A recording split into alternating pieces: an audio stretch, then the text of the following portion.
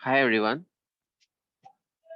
my name is Parth and I am back here with another video tutorial on C Sharp. This video talks about the concept of delegates, anonymous methods, lambda expressions, and events in C Sharp. So let's begin. I would be covering the following topics in this video tutorial. We will see what are delegates, then we'll see what do we mean by anonymous methods, lambda expressions, and finally we'll conclude by knowing what are events. So delegate in C sharp is nothing but it's similar to a function pointer in other languages such as C or C++. So basically a delegate is something which holds a reference of a function inside it.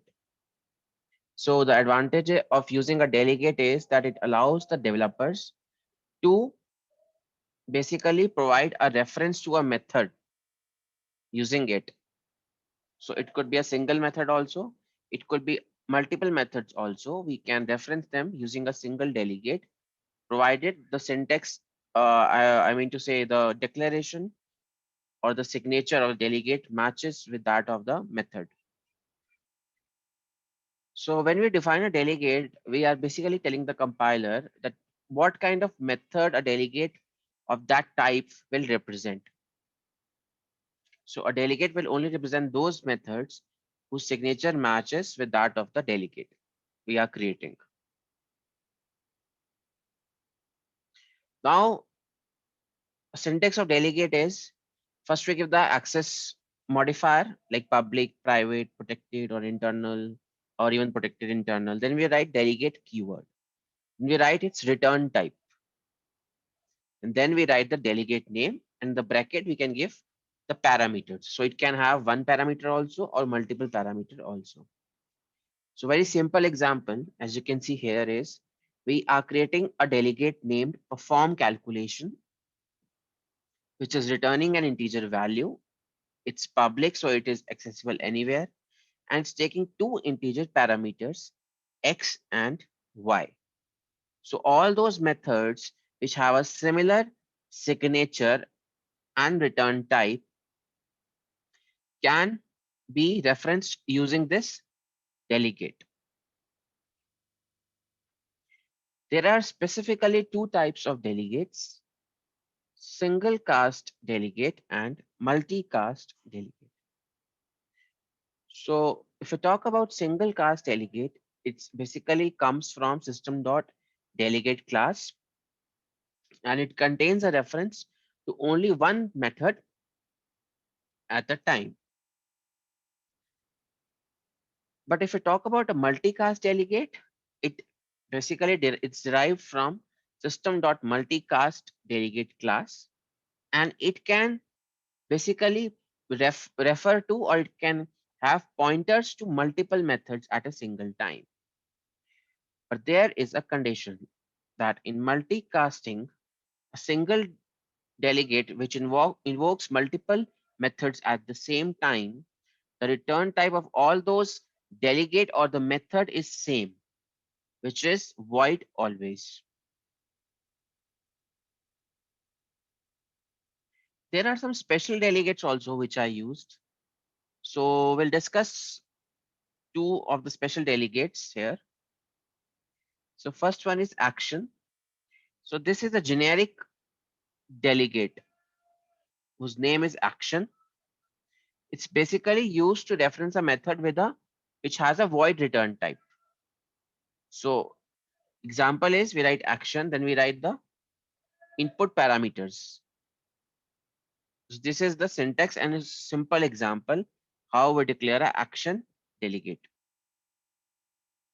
The next is a func delegate. It's also a generic delegate and it invokes methods with a return type.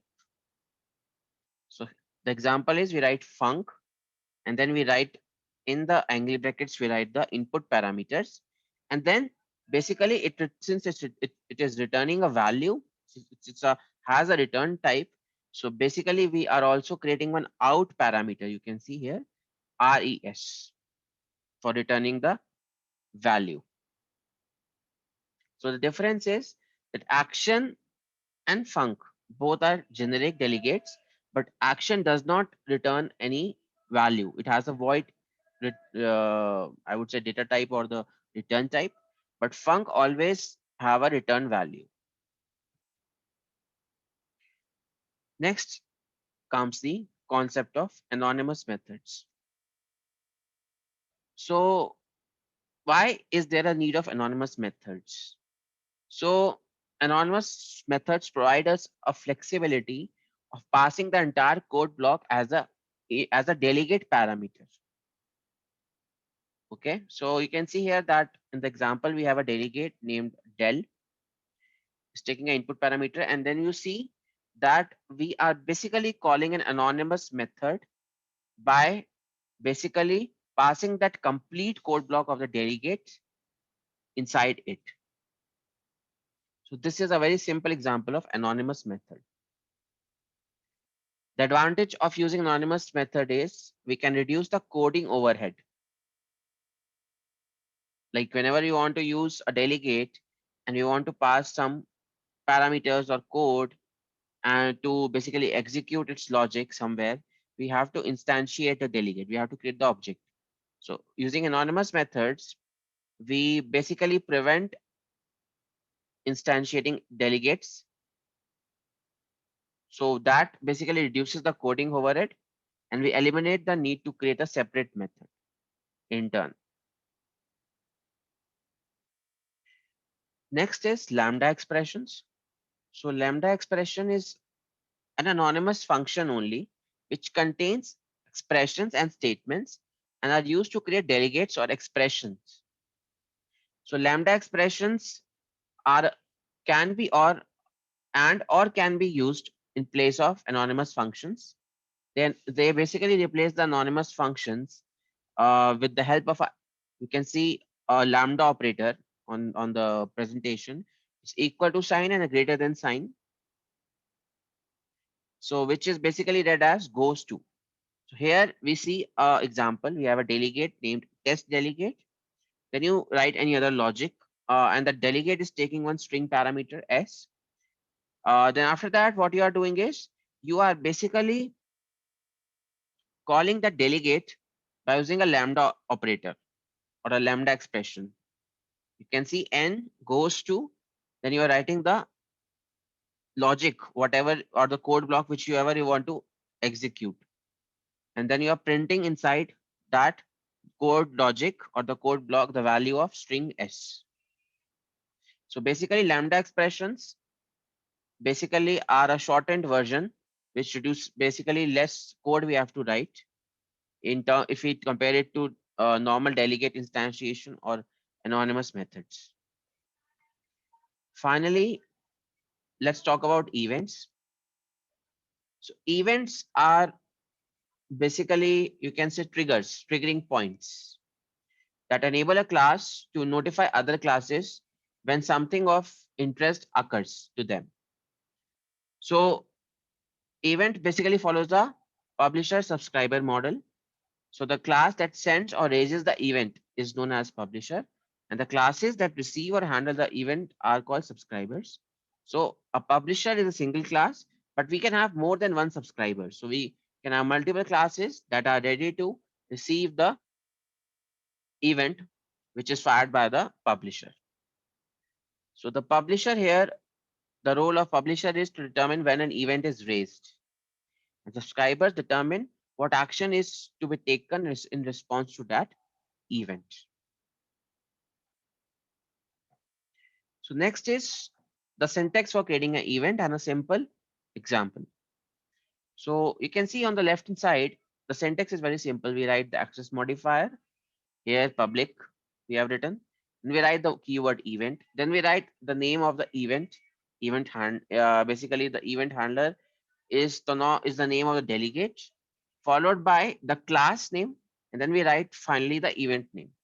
Inside that, we can write our code, and this add and remove are basically methods you can say to add a subscriber or to remove a subscriber from a publisher.